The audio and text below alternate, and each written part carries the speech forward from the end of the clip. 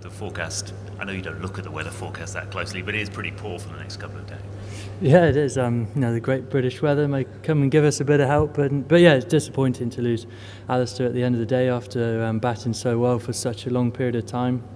But I think at the start of the day we said we wanted to show some character and some fight, having had a very poor day the day before, and I think we did that. And obviously the captain led from the front in showing that. Obviously backs against the wall and in a tough position in the game, but any time you pull on an England shirt, you keep scrapping, and we'll do that to the end.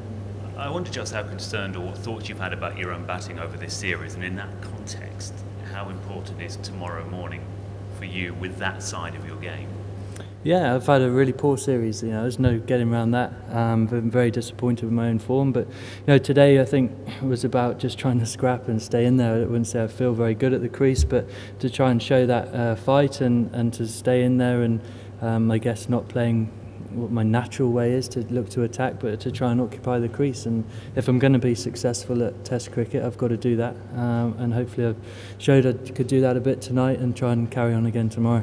Yeah, it's funny, isn't it, when you see an innings like the captain's today, 234 balls, it's almost a reminder of an old-fashioned kind of technique. But does that have to be an inspiration for other batsmen in the team? Because there are going to be plenty of times in Test matches actually when you need to show that kind of approach. Yeah, there are, and that's probably the best thing about Test cricket is it tests you in every single way. You've got to be able to play in every situation and in every different condition as well. And we need to occupy the crease at times. If you're trying to save a game or whatever, that's very important. So everyone wants to do that. It needs to be a part of everyone's game if you're going to be successful in Test cricket. Just you're still there, of course, and you're more of a battling performance. Do you think you're showing now that you can make that sort of adaptation, if you like, to just digging in as opposed to your more explosive style? Yeah, well, either way hasn't worked very well so far this series, but I think that's something I need to be able to do. If I'm going to be any good at Test cricket, I need to, like I just said, be adaptable to every different situation. And today it was probably suited me well in not very good form to just try and grit it out and occupy the crease and not worry about trying to score runs. So I think personally I'm confident I can do that, and hopefully I can carry on tomorrow for a bit longer.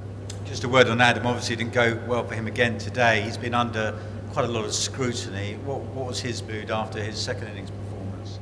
He's obviously disappointed, but in the dressing room, everyone knows what a good player he is. He's had opening the batting is probably the toughest job, one of the toughest jobs, and he's had two very tough sides to do that against. But everyone knows he's a fantastic player. He wouldn't be opening the batting for England if he wasn't. And just like myself, he's disappointed with the runs tally at the end of the day, but it doesn't take away that he's still a fantastic player. You're 3-1 in the series, you won the series, but could you make a sense of the series? Because the highest run getters are Aussies, outside of Prod, the top 3 wicket takers are Aussies as well, and as you talked about, your form wasn't good. Cook has scored only 250s, but still, 3-1, it doesn't seem to be close at all. Yeah, well, I think you look at the end column of the one you want to be ahead in, and we are. So that's fantastic for us. We've played good enough cricket at times in this series, to win 3 Test matches, and that's at the start of the series what we wanted to do. I think throughout the series, individuals will, you always want to look for those, score more runs, take more wickets. Personally, of course, I do. But at the end of the day, we've won the Ashes, and that's. Whether you score 0 or 100, that's a pretty good feeling. Jos, have you identified anything technical at all over the course of the summer with your batting, and have you changed anything technically over the course of the series? No, I think more for me it's a more mental game. I think I feel if I'm mentally in a good place and my game plan's right, I feel like I've got the talent and the technique to be accomplished at this level. So I think it's been a real experience for me playing 5 tests against a very good side. There's no hiding. If you're in poor form, there's no hiding place. You keep fronting up and putting yourself out there against the guys who keep getting you out. But I'll learn a great deal from this series. Still a young man, very naive in Test cricket really. and it's down to me to learn from these experiences and try and come out the other side a better player.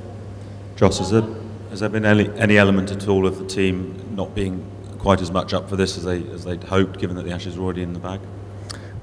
Maybe a little bit. It's had a different feel to the game. I think the high of Trent Bridge and that emotion of winning the series, and for a lot of young guys in the side, that was such an amazing feeling. And then 10 days riding on the back of that. We spoke about we wanted to try and win 4-1. Maybe we got a bit caught up in that as opposed to actually focusing on what we've done well to get the end results. And it's disappointing the way we've played here. But as I said, we have won the Ashes, and that's no one can take that away from us, no matter how bad we play in this game.